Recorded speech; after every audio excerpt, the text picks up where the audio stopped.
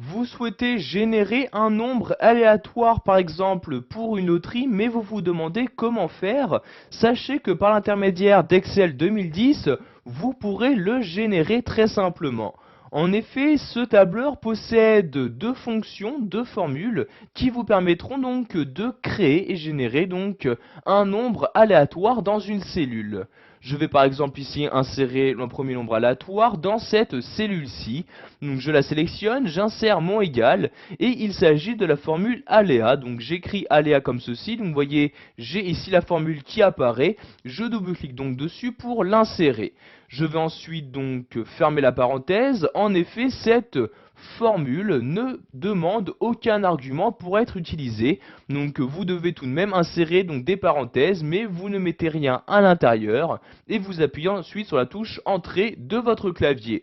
Vous allez alors avoir ici un nombre qui va s'afficher.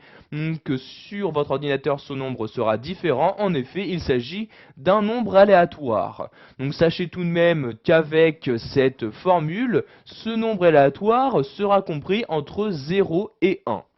Pour générer à nouveau un nombre aléatoire, nous allons nous rendre maintenant dans l'onglet Formule et cliquer ici dans les options de calcul sur la calculatrice ici présente pour recalculer. Vous voyez, je clique et automatiquement ici la valeur présente dans la cellule a de nouveau changé. Si je reclique, vous allez voir que cette valeur rechange encore une fois.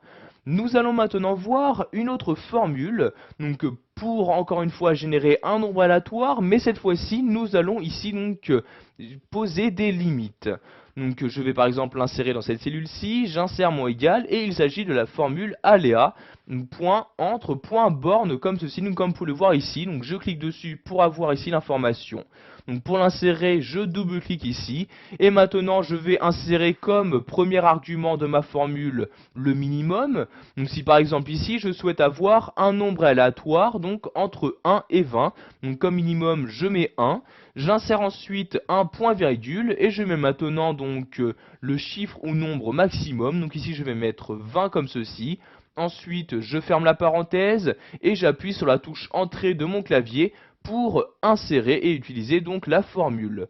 Donc vous voyez ici j'ai par exemple 9, si j'appuie ici sur la calculette comme ceci, vous pouvez voir que la valeur a bien changé. Donc si je reclique, cette valeur rechange.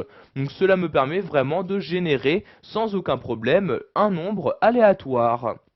Voilà, vous avez appris dans cette vidéo formation à créer et insérer un nombre aléatoire dans une cellule de votre tableur Excel 2010.